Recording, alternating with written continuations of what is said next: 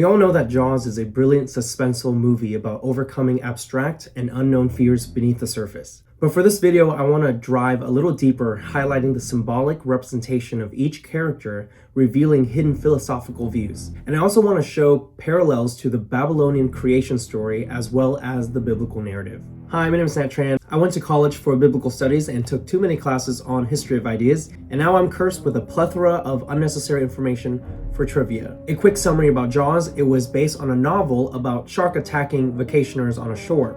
The movie came out on June 1975 and was a huge blockbuster success, directed by Steven Spielberg. The story follows Sheriff Martin Brody as he investigated several horrifying remains after shark attacks. The mayor dismisses the report as a boating accident and keeps the beaches open for summer dollars. In Act 2, the story launches out on high seas. Joining our protagonist is Hooper, a quirky marine biologist, and Captain Quint, an ex-military fisherman, to hunt down the Leviathan.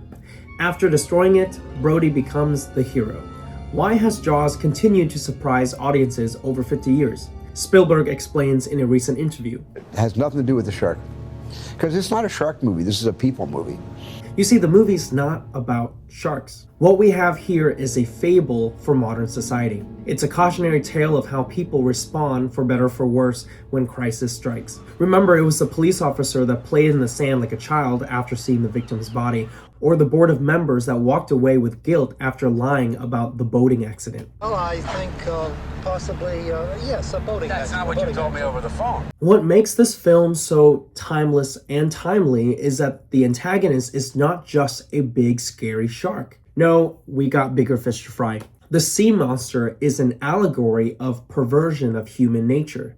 Believe it or not, the obscure antagonist of the film is an abstract concept. I really think it's the idea of moral corruption. He made me do it. He told me to do it. If you recall the opening scene, we got a group of young teenagers doing questionable things in the dark. Kissing, smoking, drinking, suggestive actions. We hear stories of kids destroying properties at night. In the school have been karateing the picket fences. By the way, did you notice the fence was broken? All the way to adult leaders making terrible decisions. Careless money-making, economically harmful, unseen, greedy monsters. These are the deep and dark waters of the soul, and this evil lurks beneath the surface of the story, seeking to devour. After 50 years, we are still going to need a bigger boat. You're gonna need a bigger boat. So I want to spend some time to unfold these characters and show you what I think they represent for us. There are two forces clashing for control of what they think is best for Amity Island. On one hand, we have a new resident, Sheriff Brody. All he wants was a peaceful place for his family. He is the embodiment of the law, a man of integrity and character. He wants to shut down the beach for the safety concerns for others and for his own children. His main driving goal was to destroy this chaotic force in the sea. And on the other hand, we have the mayor, a figure in the film who represents materialism, business, and human greed. He would rather cover up the problem than jeopardize public appearance. You see, both wants the same results, to bring back order, but two conflicting goals at play, each depending on a very different outcome. Because if the town shuts down, the loss in tourism will do great harm to the people who live there. Because I have a motel. How do you feel about it? But if the sharks return to kill again, the town will have blood on their hands. The movie raises a pretty good moral dilemma.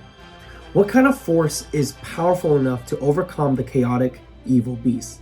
Early trailers refer to the shark as the devil himself. It is as if God created the devil and gave him jaws. What an interesting line. In Jaws, we see three attributes represented in the roles of Sheriff Brody, Dr. Hooper, and Captain Quint. They're all convinced that the mayor's decision is deadly, willfully ignores the evidence presented before him. But when the monster finally wreaks enough havoc, Brody was able to convince the mayor to fund the expedition, showing that good character will triumph over greedy commerce. Dr. Matt Hooper represents the knowledge of science. He's an oceanographer who has a fascination with sharks. To him, the shark is just doing what is inherently natural. What we are dealing with here is a perfect engine, an eating machine. It's really a miracle of evolution. All this machine does is swim and eat and make little sharks, and that's all. It's not really a monster. And you know, that's exactly how the empirical worldview sees nature. They're all gonna die. The evil force is just a scary machine that we need to gain understanding from. Now, Captain Quint represents the experience of war. He encountered sharks before when he was a sailor on the USS Indianapolis and from his time as a fisherman. He named the boat the Orca, which is the only natural predator to the great white sharks. If anyone could defeat the monster, it would seem to be him. So these are the three people we have in Act 2 on a boat. The character of heart, the knowledge of science, the experience of war, venturing out on the great sea to battle the force of chaos. The question still hangs in the air: what type of force is necessary and able to overcome this kind of evil and bring peace? Will heart, science, and war work together, or will one rise to the occasion? There is an iconic scene when all three of them are comparing battle scars. Hopper and Quint bonded over some crazy scars, showing their experience and knowledge when it comes to the danger of the sea. But Brody had no scars to show for. In fact, he was afraid of water and never ventured out himself. In the scene, you can see that he never touched the water. Yet Brody was full of heart and courage. This film suggests that with good heart, one can overcome evil.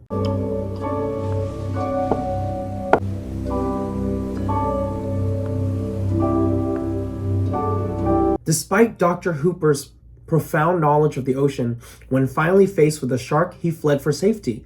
And as powerful as Captain Quint was, with all his gadgets and experience, he met his end, which was already foreshadowed by himself on the chalkboard. However, the film suggests that Sheriff Brody held on to something much more powerful. He succeeded because he fought for something bigger than himself.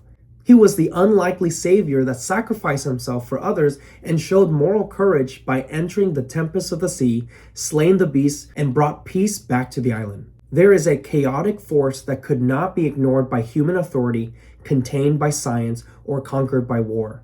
Jaws teaches us a reality where integrity and courage is able to rise above scientific education or experience and knowledge.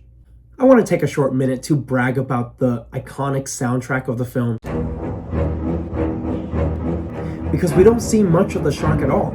The film relies a lot on the scores to signify the monster. The music would speed up to tell us that he's close, or it would hit a lower note to let us know that he went back into the sea. The shark theme consists only of 2 notes. But then sometime it throws in an unstable third note, which clashes and gives us this uneasy, unpredictable feeling. It's, simply brilliant. Oh no. SpongeBob, quick, reel it in! Can't you hear the music? That's a 4/4 string ostinato in D minor! Every sailor knows it means death! John Williams, the composer of the film, said, "I fiddled around with the idea of creating something that was very brainless, like the shark. All instinct, meaning something that could be very repetitious and grab you in your gut and not your brain." Just as Dr. Hooper sees the shark as a mechanical problem to be analyzed, the musical theme reinforces this perspective, presenting the motif in a way that aligns more with Romanticism critiques of the Enlightenment emotionalist worldview. I think what makes Jaws such a compelling and classical story is the narrative structure that resonates with viewers. We love a good story of a hero's journey overcoming challenges and defeating evil. There's this ancient text called the Enuma Elish. This is the History of Ideas class kicking back in. It's a retelling of a Babylonian epic creation story that mirrors the plot in Jaws. In this account, we have Tiamat, who is the goddess of salt water. And when her husband was murdered, she became vengeful and chaotic, threatened to kill off all the gods by stirring up the sea. In fear, the younger gods turned to Anashar, the elder god of the horizon. He suggested that there must be a powerful force greater than chaos that could overcome Tiamat. So then Marduk emerges, a storm god, master of the wind. He lures Tiamat and casts a net of wind over her.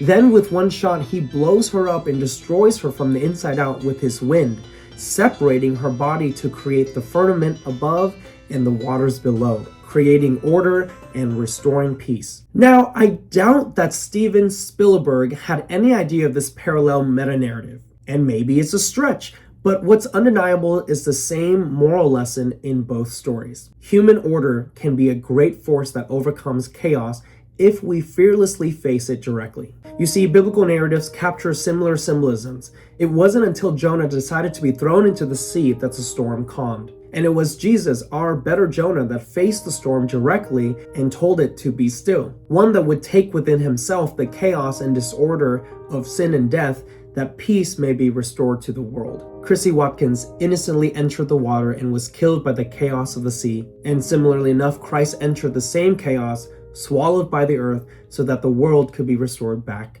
to order. So many parallels. There could be something there, could be not. Saying all that to say, I think there's nothing new under the sun when it comes to storytelling. Since the beginning of time, humanity has been yearning for the same things. And stories are the mediums that we use to communicate them. There are still so much to say, but I'm going to end it here. Thank you so much for watching. Bye-bye now.